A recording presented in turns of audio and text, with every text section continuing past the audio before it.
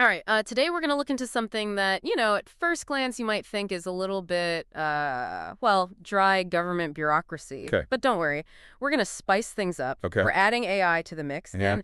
and things get even more interesting when you throw Elon Musk into the Oh, I'm equation. intrigued. We're talking presidential appointments, ambitious promises, and a chatbot. Wow. And get this, it's designed to make the government less dumb. Seriously. Seriously, that's what they're calling it. That's amazing. Yeah, so, I mean, it's fascinating to see how all of these different things are coming together right now.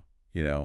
Like we've got this push for efficiency in government at the same time as this huge rise in AI. Mm-hmm. And it's all being led by, these tech figures like Elon Musk who are like moving into the political world. Yeah. It's wild. So, okay, let's set the scene here. Okay. President Trump has appointed Elon Musk Wow. to lead a brand new department, Oh, wow.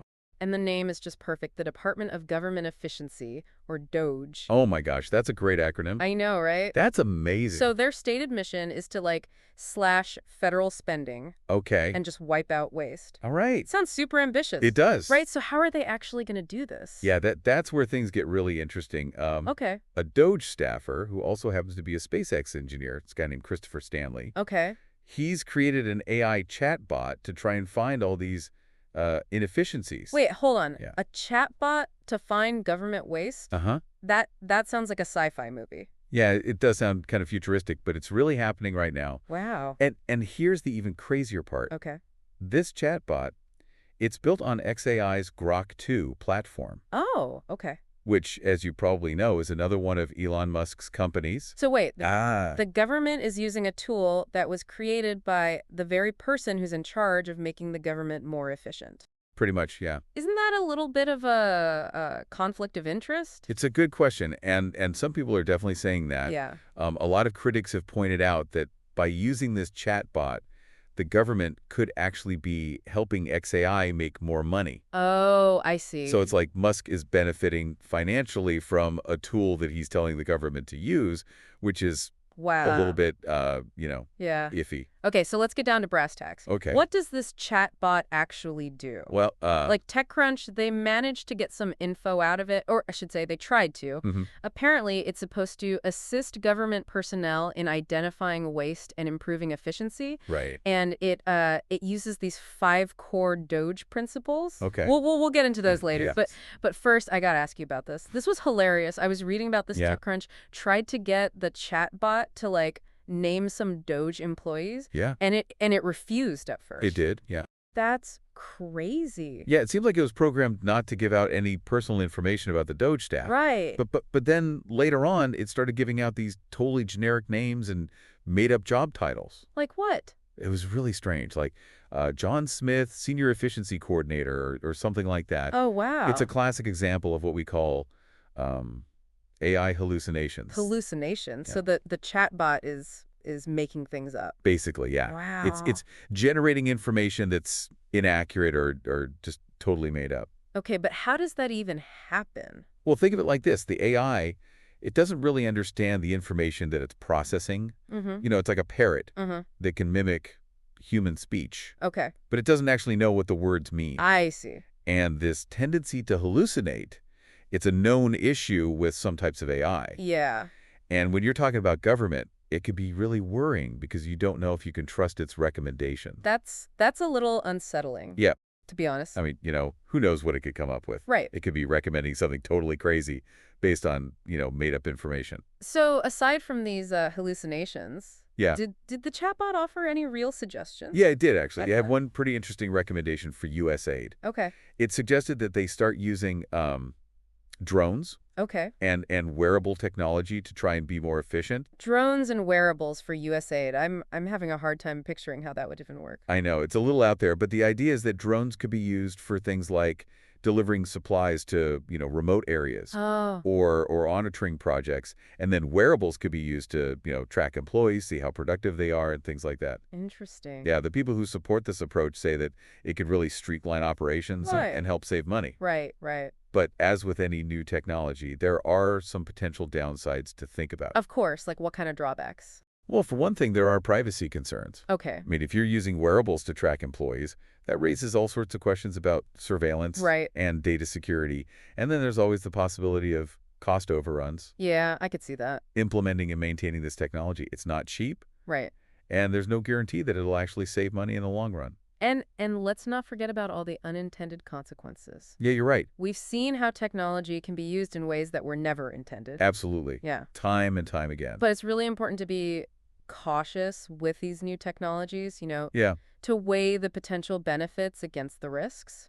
Okay, speaking of potential risks, Yeah. we got to talk about President Trump's take on all of this. Right. He's been pretty vocal He has, yeah. about how successful DOGE is, Mm-hmm. and he even claimed on Truth Social that they've already found, and I quote, billions of dollars of waste, fraud, and abuse. Right, but it's important to note that none of those claims have been verified. Oh, really? Yeah, we've seen this kind of thing from President Trump before. He likes to make these big statements Right. without giving any real evidence. So should we be taking these claims with a grain of salt? I would say so, yeah. Okay. It's always a good idea to be skeptical, Right. especially when it's coming from someone who's known for exaggerating. Good point. Now, let's not forget about Elon Musk, Yeah, the man at the center of all of this. right. He said his goal is to restore democracy Okay, and break free from bureaucratic control. interesting. So how does using AI to streamline the government fit into all of that? That's a really good question, and it's a tough one to answer. Yeah. On the one hand, you could argue that AI has the potential to make the government more efficient Mm-hmm. and more responsive to the needs of its citizens. Right. But on the other hand, some people worry that if we rely too much on AI, Okay. it could lead to a new kind of centralized control, I see. where algorithms are making decisions that affect our lives, Wow. without enough transparency Yeah. or accountability. So is AI a tool for empowering people or a way to control them?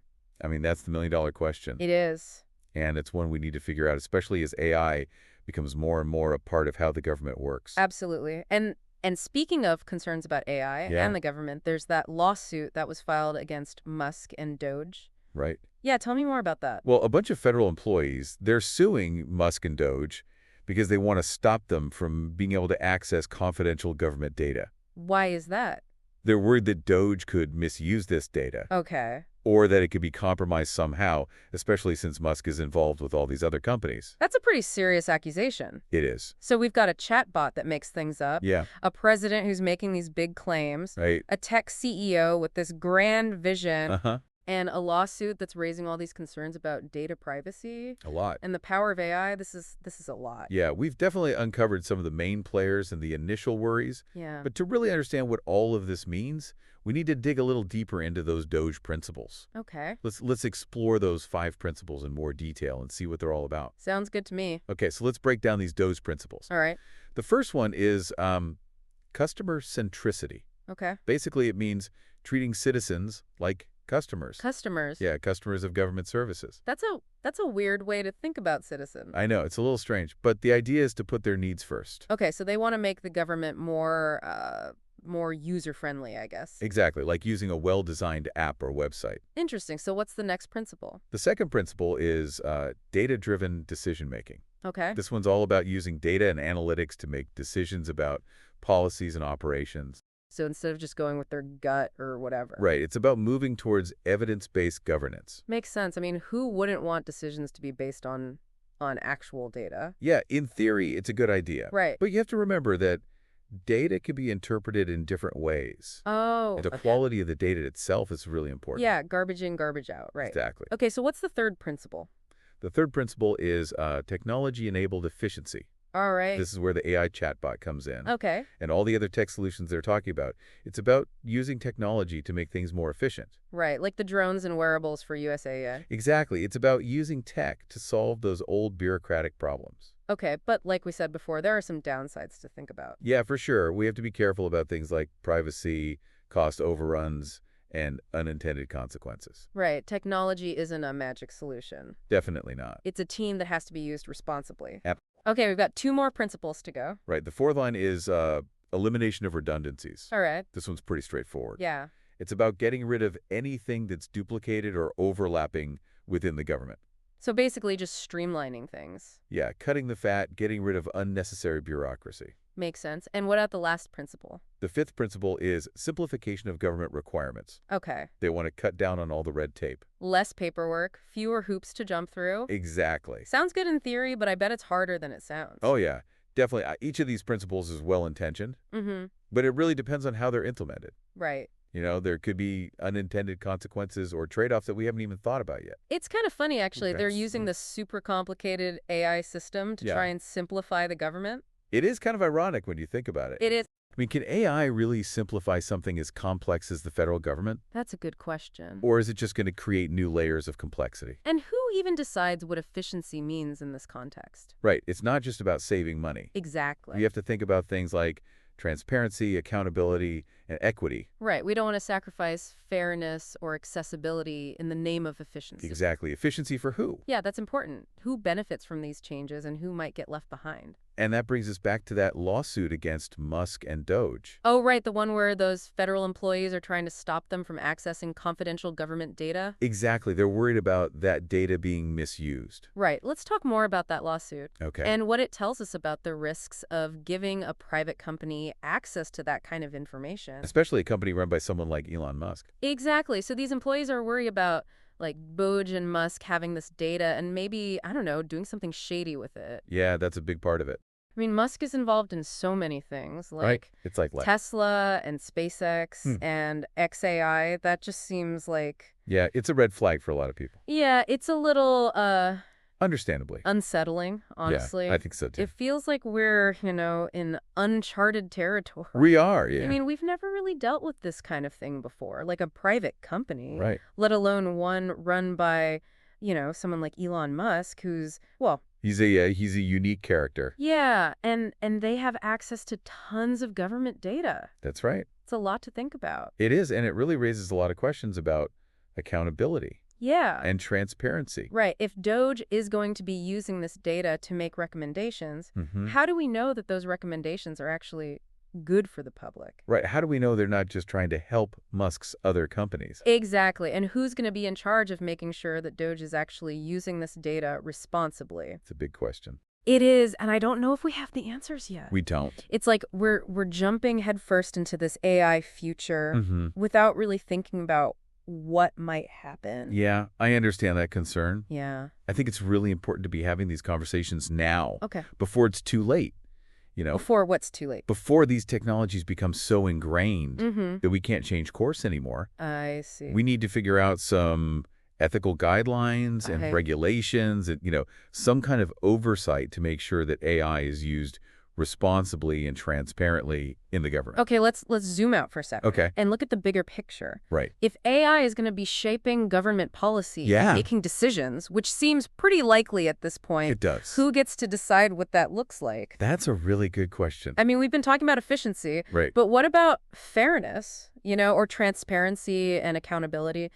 How do we make sure that those values aren't ignored just because we're trying to be efficient? You're hitting on something really important here. Okay. This isn't just a technical question. Right. It's a question for society as a whole. So what do we do? We need to have a real conversation, Okay. a public debate about the role we want AI to play Okay. in our lives, in our government. We need to bring everyone to the table, policymakers, tech people, ethicists, Yeah. regular people, Right. so we can all understand the potential benefits and risks I see. and come up with some clear principles for using AI ethically and responsibly. That's a lot to do. It is, but it's essential. Yeah. The decisions we make about AI now are going to have huge consequences for our society. Right. We have to act with urgency and a real commitment to making sure AI is used to create a better future for everyone. A more just future. Exactly. A more equitable future. And a more democratic future. Absolutely. This has been an incredible conversation. It has. We started with a chatbot Yeah. meant to make the government more efficient. Right. And now we're talking about, like, the future of society. I know. It's amazing how these things connect. Yeah. It's all connected. I have a feeling this is just the beginning It is. of a much bigger conversation. And it's a conversation that everyone listening should be a part of. What do you mean?